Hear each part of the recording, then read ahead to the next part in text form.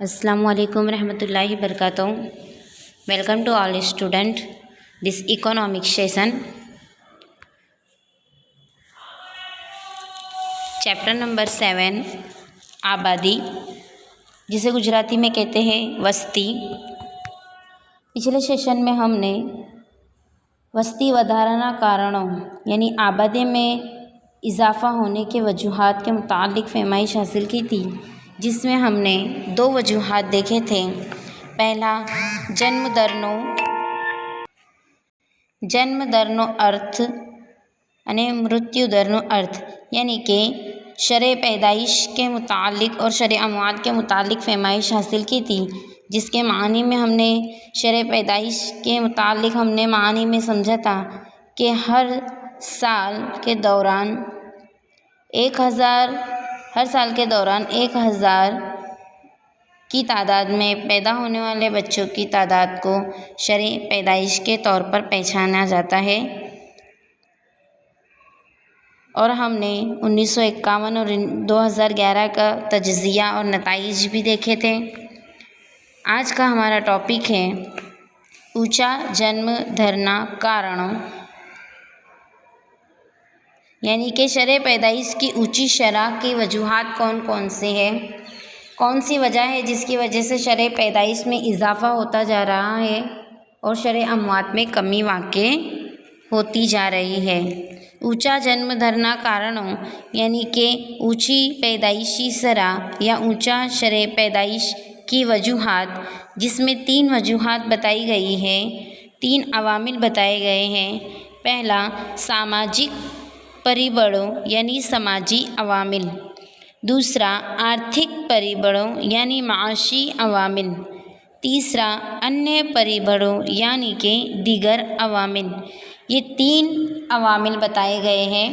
पहला समाजी अवामिल, दूसरा माशी अवामिल, तीसरा दीगर अवामिल, जो इन अवामिल की वजह से पैदाइशी शरह में इजाफ़ा होता जा रहा है। अब सबसे पहले हम देखते हैं सामाजिक अवामिल। ये 3 अवामिल देखें। अब सबसे पहले देखते हैं सामाजिक अवामिल यानी सामाजिक परिबलों।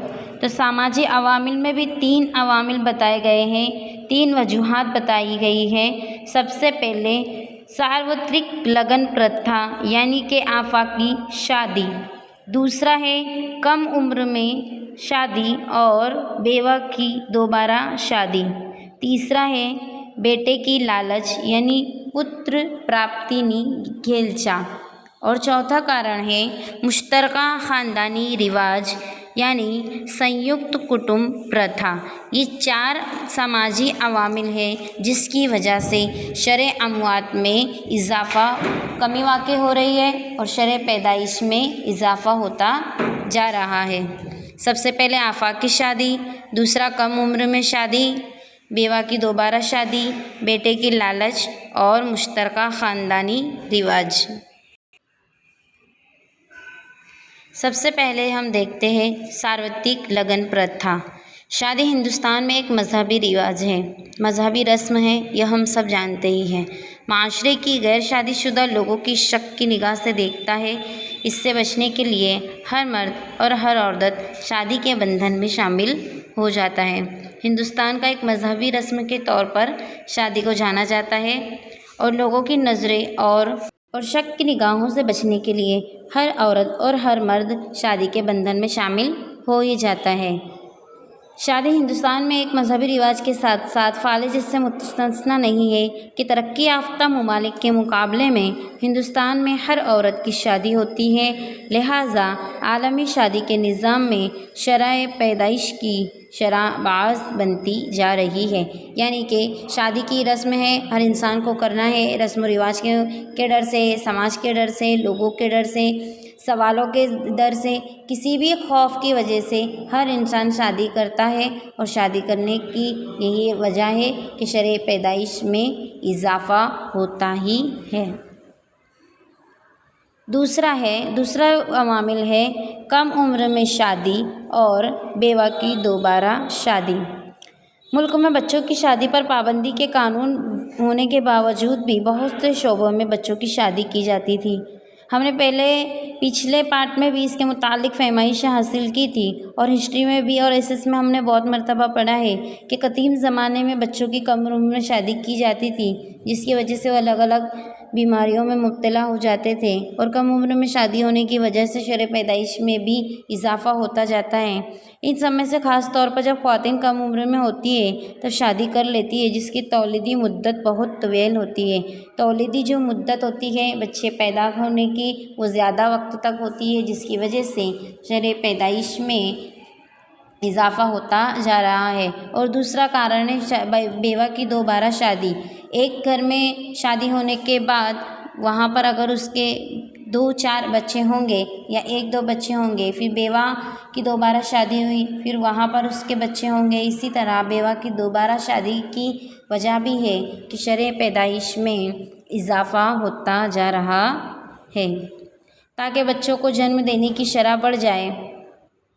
بیوہ ازدواج کو ملک میں وسیع پیمانے پر پذیرائی ملی ہے، کیونکہ یہ قانون کے ذریعے نافذ کیا گیا ہے تاکہ بیوہ کی دوبارہ شادی عام ہو جائے، جس کی وجہ سے شرح پیدائش میں بھی زیادہ ہوتی ہے۔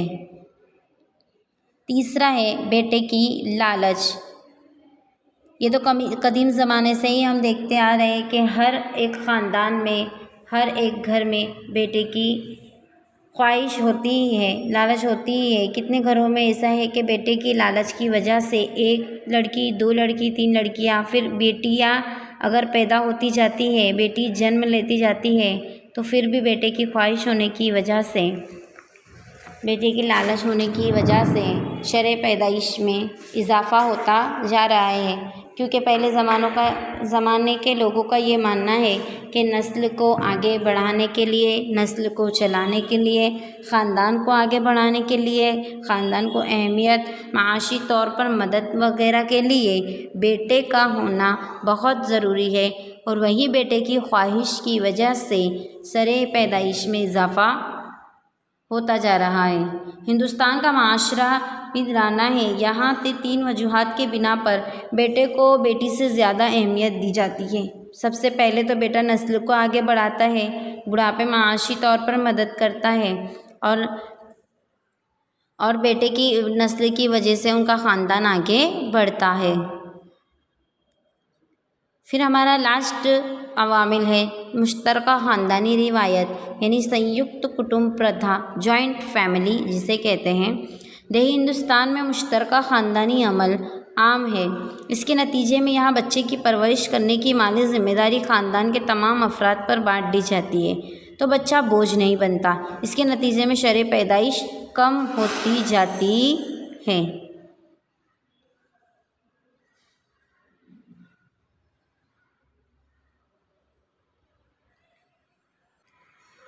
کم ہوتی جاتی ہے، ہم ایسا سوچ نہیں سکتے، کیونکہ بچوں کی ذمہ داری نہ ہونے کی وجہ سے، بچے کی پیدائش کا بوجھ نہ ہونے کی وجہ سے، ان کی چیزیں، تعلیم، کھانا پینا وغیرہ کی ذمہ داری بہت زیادہ انسان پر نہیں ہوتی، پورے خاندان پر ہوتی ہے۔ اسی لیے شرح پیدائش میں کمی واقع نہیں ہوتی، بلکہ شرح پیدائش میں اضافہ ہوتا جاتا ہے۔ اگر یہ سنیکت فیملی نہ ہو، جوائنٹ فیملی نہ ہو،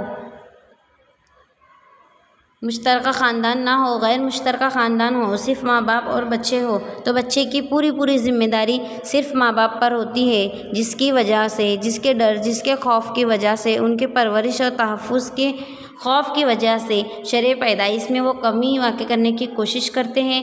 لیکن اگر اس کے اپوزٹ ہو، مشترکہ خاندان میں زندگی گزارتے ہوں، بچے کی پرورش خاندان کی ذمہ داری ہوتی ہے، تو وہاں پر شرح پیدائش میں کمی نہ ہوتی اور شرح پیدائش میں اضافہ ہوتا ہی جاتا ہے۔ تو ہمیں اتنا یاد رکھنا ہے 4 پوائنٹ کے اونچا جنم دھرنا کارنوں، یعنی کہ پیدائش کی اونچی شرح کے کون کون سے وجوہات ہیں۔ تو سب سے پہلے ساماجک، آرتھک اور انیہ یعنی کہ سماجی عوامل، معاشی عوامل اور دیگر عوامل، جس میں ہم نے آج ایک ٹاپک سمجھا ہے ساماجک پریبڑوں یعنی کہ سماجی عوامل میں 4 چیزیں ہمیں یاد رکھنی ہے۔ آفاقی شادی یعنی شادی کرنی ہی پڑتی ہے سماج کے ڈر سے، اور پھر کم عمر میں شادی، بیوہ کی دوبارہ شادی، بیٹے کی لالچ، اور دوسرا ہے مشترکہ خاندان۔ یہ 4 پوائنٹ ہمیں یاد رکھنے ہیں۔